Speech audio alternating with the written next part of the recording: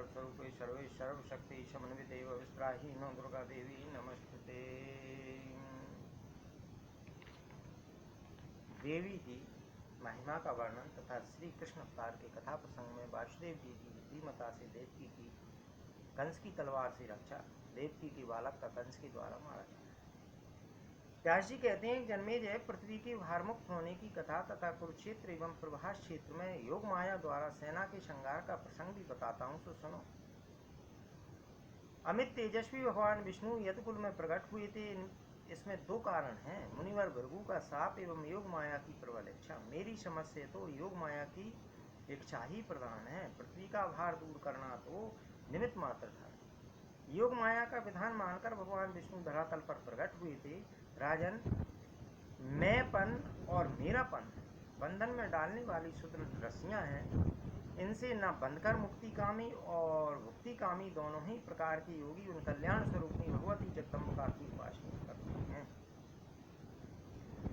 जिनकी किंचित मात्र भक्ति प्राप्त हो जाने पर भी प्राणी मुक्त हो सकता है, फिर ऐसा कौन पुरुष है जो उनकी उपासना न करे। किसी व्यक्ति के मन में यह आकांक्षा भी उठती है कि भुवनेशी माम पाही कहूँ तो उसके मुंह से भुवनेशी इस शब्द के उच्चारण होते ही भगवती जगदम्बा उसे त्रिलोकी का वैभव प्रदान कर देती है। फिर माँ पाही कहने पर तो देने योग कुछ भी न रहने के कारण भगवती अपने ऊपर भक्त का ऋण स्वीकार कर लेती है। राजन, यह जान लेना परम आवश्यक है कि विद्या और अविद्या ये दोनों रूप उस भगवती के ही हैं। विद्या स्वरूपा भगवती के प्रसाद से प्राणी का उद्धार हो जाता है और अविद्या बंधन में डाल देती है। राजन, प्राणी का मरना और मरे हुए का जन्म पाना है बिल्कुल निश्चित है। संपूर्ण प्राणियों की यह स्थिति चक्के की भांति चक्कर काटती रहती है। मोह जाल से भली भांति बंधा हुआ प्राणी उससे मुक्त हो जाए, यह कदापि संभव नहीं है, क्योंकि माया की विद्यमानता में मोह जाल का अभाव होना बिल्कुल असंभव है। राजन, सृष्टि के समुचित अवसर पर जन्म लेना और निधन के अवसर पर मर जाना है अनिवार्य नियम है। ब्रह्म आदि तक सबके सब इस नियम का पालन करते हैं। नरबर, जिसके वध में जो निमित्त बन चुका है उसी के द्वारा उसकी मृत्यु होती है। विधि ने जो रच रखा है वह अवश्य होकर रहता है, उसे कोई विफल नहीं बना सकता। जन्म, मरण, बुढ़ापा, रोग अथवा सुख एवं दुख जिसके लिए जो विधान निश्चित है उसे वह भोगना ही पड़ता है। जगत में ऐसा कोई भी नहीं है जो उस निर्णय को काट सके। प्रमाण प्रत्यक्ष दिख रहा है। ये भगवान सूर्य और चंद्रमा सबको सुखी बनाने में संलग्न रहते हैं, किंतु अवसर पाकर इन्हें भी शत्रु सताया करते हैं। ये उसकी पीड़ा से सदा के लिए मुक्त नहीं हो सकते। राजन, देखो, सूर्य नंदन शनि को क्षय रोग का शिकार होना पड़ा है। चंद्रमा कलंकी होकर समय काटते हैं। इससे यह सिद्ध होता है कि महान से महान व्यक्ति के लिए भी विधि के विधान को मिटा देना अत्यंत असंभव है। महाराज, योग माया महान बलवती है, उसके विषय में मैं कहाँ तक कहूँ, क्या कहूँ। जिसका नचाया हुआ है सारा विश्व अब भी चक्कर काट रहा है। भगवती की इच्छा से भगवान विष्णु के अनेक अवतार होते हैं। प्रत्येक अवतार में वे भांति भांति की लीलाएं करते हैं। भगवान श्री कृष्ण देवताओं का कार्य सिद्ध करने के लिए मनुष्य रूप धारण करके धरातल पर पधारे हैं। उन्होंने जो कार्य किए हैं वे भी तुमसे संक्षेप में कहूँगा। प्राचीन समय की बात है, यमुना के मनोहर तट पर मधुवन नामक एक वन था। वहाँ लवणासुर नाम से विख्यात एक प्रतापी दानव रहता था। उसके पिता का नाम मधु था। वर के प्रभाव से लवणासुर के अभिमान की सीमा नहीं थी।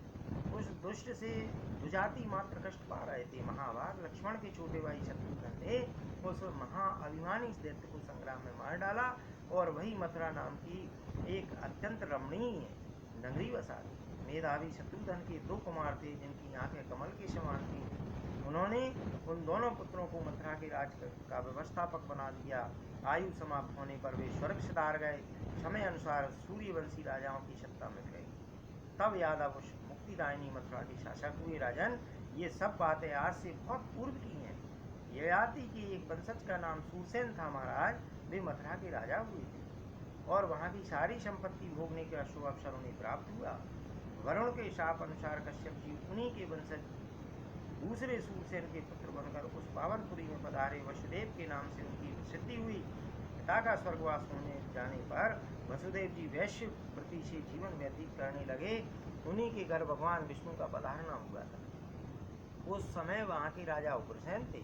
उनके पुत्रों में जो सबसे बड़ा था उसकी कंस नाम से ख्याति थी। वरुण ने अदिति को भी शाप दे दिया था, अतः वे भी कश्यप की अनुगामिनी बनकर जगत में पधारी। उन्होंने देवक को पिता बनने का सुअवसर प्रदान किया था। वे देवकी नाम से प्रसिद्ध हुई। महात्मा देवक ने अपनी पुत्री देवकी का विवाह वासुदेव के साथ कर दिया था। विवाह हो जाने पर विदा होते समय आकाशवाणी हुई, महाभाग कंस इस देवकी का 8वां पुत्र महान शक्तिशाली पुरुष होगा, उसके हाथ तुम काल के कलेवर बन जाओगे। क्यों? आकाशवाणी सुनकर महापराक्रमी कंस के आश्चर्य की सीमा न रही। उस देववाणी को सत्य मानकर वह अत्यंत चिंतित उठा। कर्तव्य के विषय में विचार करने के पश्चात उसने यह निश्चय किया कि यदि मैं देवकी को अभी मार डालूं तो संभव है मृत्यु मेरे पास न आ सके। मृत्यु का भय उपस्थित करने वाले इस कठिन अवसर पर दूसरा कोई उपाय लागू नहीं हो सकता, क्योंकि देवकी जी मेरे पिता तुल्य हैं, देवक जी मेरे पिता तुल्य हैं, यह देवकी उनकी पुत्री है, अतः इस पूज बहन को कैसे मारूं? यह विचार उनके मन में उत्पन्न हुआ। फिर सोचा कि यही मेरी साक्षात मृत्यु है। विद्वान पुरुष घृणित कर्म करने की शरीर की रक्षा किया करते हैं, प्रायश्चित कर लेने पर पाप धुल जाता है। ज्ञानी जनों ने यह नियम बना दिया है कि नीच कर्म करके भी शरीर की रक्षा करना चाहिए। यूँ विचार करने के पश्चात दुरात्मा कंस ने तुरंत तलवार उठा ली और बहन देवकी के केस पकड़ लिए। उसने म्यान से तलवार निकालकर उसे हाथ में ले लिया और नवविवाहिता देवकी को अपनी ओर खींचकर उसे मार डालना चाहा। सारी जनता इस घृणित कार्य को देख रही थी। देवकी मारी जा रही थी। यह देखकर बड़े जोर का हाहाकार मच गया। वसुदेव जी का साथ देने वाले बहुत से वीर युद्ध करने के लिए उद्यत हो गए। उन्होंने हाथ में धनुष्बाण उठा लिया। वासुदेव जी के वे सभी सहायक बड़े उत्साही थे। उनकी दृष्टि में देव माता देवकी कंस की कृपा पात्र। अतः उन्होंने कंस से कहा, इसे छोड़ दो। कंस को लाचार होकर उसे छोड़ देना पड़ा। कंस के साथ वे महान भयंकर युद्ध करने लगे। उन सबकी बुद्धि बड़ी विलक्षण थी। कंस भी साधारण व्यक्ति नहीं था। उस महान भयंकर एवं रोमांचकारी युद्ध के आरंभ हो जाने पर यदकुल के जो प्रसिद्ध वृद्ध पुरुष थे, उन्होंने कंस को युद्ध करने से रोकने की बहुत चेष्टा की और कहा, वीर तुम में ऐसी मूर्खता कहाँ से आ गई है? तुम्हारी आदरणीय बहन है, इसे मार देना सर्वथा अनुचित है। सो भी विवाह के इस उत्तम अवसर पर भी स्त्री की हत्या अत्यंत दुस्सह कार्य है। इससे जगत में अपयश फैलता है और घोर पाप हो जाता है। केवल आकाशवाणी सुनकर बिना कुछ सोचे समझे ऐसा करना बिल्कुल अनुचित है। संभव है तुम्हारे अथवा इसके ही किसी शत्रु ने तुम लोगों की अपकीर्ति फैलाने के लिए आकाश में छिपकर ऐसी अनर्थ कर बात सुना दी है। राजन, तुम्हारे अथवा वासुदेव के श्रेयस को नष्ट करने के विचार से ही किसी माया के जानकार शत्रु ने यह बात घोषित की है। अरे तुम वीर पुरुष होकर भी इस आकाशवाणी से भयभीत हो रहे हो। तुम्हारे यश को जड़ से उखाड़ फेंकने के लिए ही यह किसी शत्रु की करतूत है। जो कुछ भी हो, विवाह के इस उत्तम अवसर पर बहन को तो नहीं मारना चाहिए महाराज। जो होने वाली बात है वह तो अवश्य होकर रहेगी, उसे कौन टाल सकता है? जब इस प्रकार वृद्ध यादकों के समझाने पर भी कंस उस पाप कर्म से व्रत नहीं हुआ, तब नीति के पूर्ण जानकार वासुदेव जी भी चुप नहीं रह सके। उन्होंने उस दुष्ट से कहा, कंस इस अवसर पर मैं तुमसे सच्ची बात कह रहा हूँ। सत्य पर ही तीनों लोग टिके हुए हैं। देखो, देवकी के बच्चे उत्पन्न होते ही मैं उन सबको लाकर तुम्हें सौंप दूंगा। राजन, यदि जन्म होते ही बच्चा आपको न ला दूं तो उस पाप के परिणाम स्वरूप मेरे पूर्वज भयंकर कुंभी पाक नरक में मिल जाए। वासुदेव के इस अंतिम निर्णय को सुनकर नागरिकगण तुरंत कंस के प्रति बोल उठे, बहुत ठीक कहा वासुदेव जी, बड़े महात्मा पुरुष हैं, ये कभी झूठ नहीं। महाभाग, तुम देवकी का जूड़ा छोड़ दो। ऐसा करने से तुम्हें स्त्री हत्या का पाप भी नहीं लगेगा। व्यास जी कहते हैं, वृद्ध यादव बड़े धर्मज्ञ पुरुष थे। उनके उपयुक्त ढंग से समझाने पर कंस ने क्रोध त्याग दिया। उस समय वासुदेव जी के सत्य वचन पर उसे पर्याप्त विश्वास हो गया था। फिर उच्च स्वर से दुंदुभियां बज उठीं उस सभा मंडप में जितने लोग थे सभी जय जयकार करने लगे। इस प्रकार यशस्वी वसुदेव जी कंस को प्रसन्न करके उससे देवकी को छुड़ाकर उस नवोड़ा के साथ अपने इष्ट मित्रों सहित निर्भीकता पूर्वक शीघ्र कर चले गए। व्यास जी कहते हैं कि देवी स्वरूपा देवकी वसुदेव जी के साथ मर्यादा के अनुसार रहने लगी। उपयुक्त समय आने पर उन्हें गर्भ रह गया। 10वें महीने के अंत में उन्होंने एक श्रेष्ठ पुत्र प्रसव किया। उस बालक के सभी अंग बड़े ही सुडौल थे। पुत्र के पैदा होते ही प्रसिद्ध सत्यवादी महाभाग वासुदेव ने भावी को प्रधान मानकर देव माता देवकी से कहा, वामोरु, मैं पुत्र समर्पण की प्रतिज्ञा कर चुका हूँ। यह बात तुमसे छिपी नहीं है महाभागे। उस समय की कठिन परिस्थितियों में प्रतिज्ञा करके ही मैंने तुम्हें बचाया था। अतः सुंदर चोटी से शोभा पाने वाली ये तुम्हारे चचेरे भाई कंस को मैं यह पुत्र दे देने का विचार कर रहा हूँ। कंस महान नीच है अथवा देव की नाश करने पर आतुला है। ऐसी स्थिति में तुम क्या कर सको? विचित्र कर्मों के परिवार को आत्मज्ञान शून्य प्राणी किसी प्रकार भी नहीं जान सकते, यह निश्चय है। संपूर्ण प्राणी काल के पास में जकड़े हुए हैं। अपना किया हुआ कर्म फल उन्हें अवश्य भोगना पड़ता है, चाहे वह कर्म शुभ हो अथवा अशुभ। जीव के प्रारब्ध की रचना ब्रह्मा के द्वारा हुई है। वे भली भांति सोच समझकर ही सब कराते हैं। देवकी ने कहा, स्वामिन, पूर्व जन्म के पापों का परिमार्जन करने के लिए प्रायश्चित किया जा सकता है। महात्मा पुरुषों ने धर्मशास्त्रों में इसका स्पष्ट उल्लेख किया है। अतएव अनग आप ही बतलाइए कि प्रायश्चित करने पर मनुष्य पापों से छूट सकता है या नहीं। यदि नहीं, तब तो धर्मशास्त्र के प्रणेता याज्ञवल्क्य आदि मुनियों के वचनों का कोई मूल्य ही नहीं रह जाता। यही नहीं, किंतु देव के अमिट मान लेने पर तो आयुर्वेद, मंत्रवाद तथा अनेक प्रकार की उद्यम सभी व्यर्थ हो जाते हैं। फिर तो जितने आप्त वाक्य हैं सभी प्रमाण शून्य हो जाते हैं। उद्यम करने पर सफलता प्राप्त हो जाती है। इस विषय में प्रत्यक्ष प्रमाण मिल रहा है। अतएव इस अवसर पर सोच समझकर कोई ऐसा उपाय करना चाहिए जिसके परिणाम स्वरूप मेरे इस दया पात्र बच्चे की प्राण रक्षा हो जाए। वासुदेव जी बोले, महाभागे, मैं तुमसे यह सच्ची बात बता रहा हूँ, सुनो। उद्यम अवश्य करना चाहिए, परंतु फल देव की कृपा पर निर्भर है। इस जगत में जितने प्राणी हैं उनका 3 प्रकार के कर्मों से संबंध है। प्राचीन रहस्य के वेदता विद्वान वेदों और शास्त्रों में इस विषय का प्रतिपादन करती हैं। सुमत में उन 3 प्रकार के कर्मों के नाम संचित, प्रारब्ध और वर्तमान। वामोरु, जितने प्राणी हैं उनके जन्म लेने में शुभा कर्म ही बीज है। अनेक जन्मों के उपार्जित कर्म समय पाकर फल देने के लिए सामने उपस्थित हो जाते हैं। प्राणी पूर्व शरीर का परित्याग करके कर्म अनुसार स्वर्ग अथवा नरक भोगने में परतंत्र रहता है। उसे दिव्य देह की प्राप्ति हो अथवा यातना देह की, इसमें उसका अपना कर्म ही कारण है। स्वर्ग अथवा नरक में जाकर जीव विविध भोग भोगने में प्रवृत्त हो जाता है। भोग समाप्त होते ही उत्पन्न होने का समय सामने आ जाने के कारण उसे जन्म लेना पड़ता है।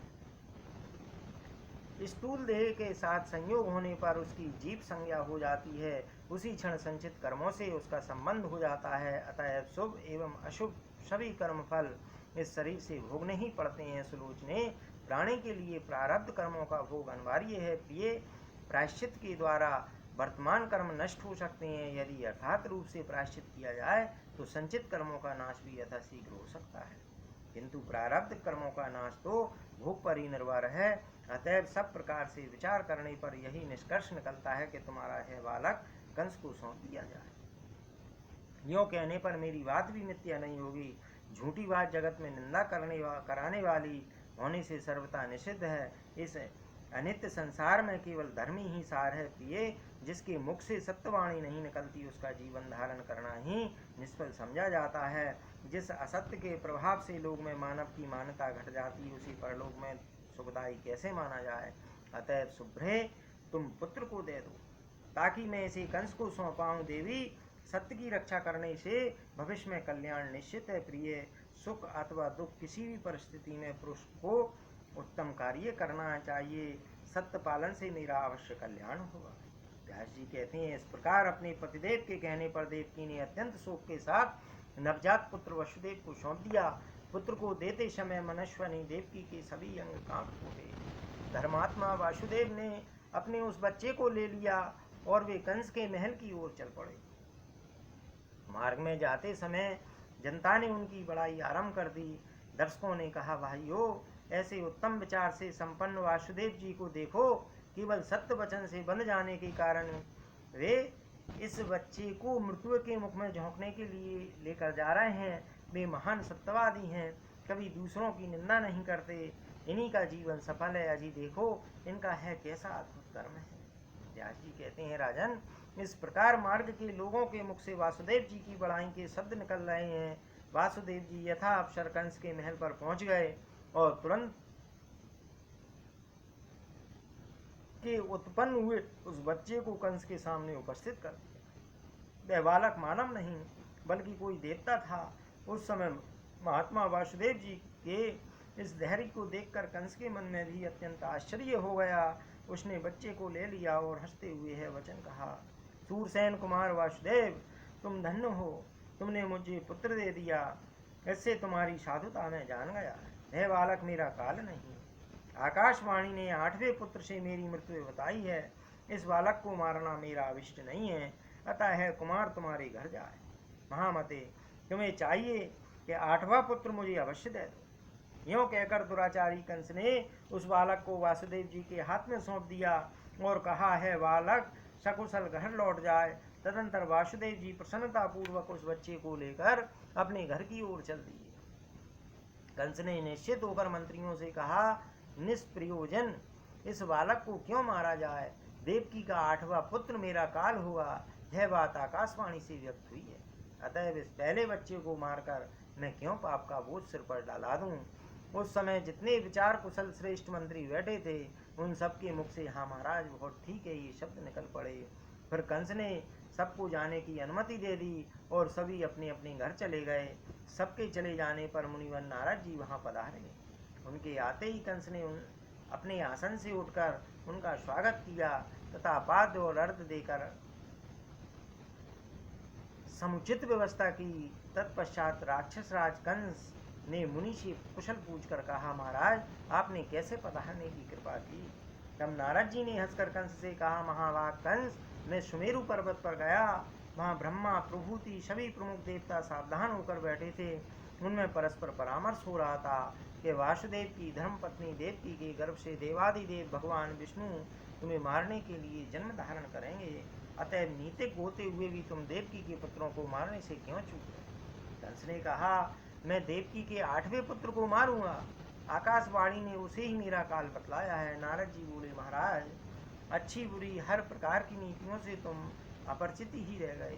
देवताओं की माया का बल तो तुम जानते ही हो, फिर मैं तुम्हें क्या बताऊं। अपने कल्याण की इच्छा रखने वाले सूरवीर पुरुष को चाहिए कि छोटे से छोटे शत्रु की भी उपेक्षा न करे। यदि जोड़ा जाए तो वे सभी बच्चे 8वें कहे जा सकते हैं। यह सब जानते हुए भी तुमने मूर्खतावश इस शत्रु को छोड़ दिया। इस प्रकार कहकर श्रीमान नारद जी तुरंत वहां से चले गए।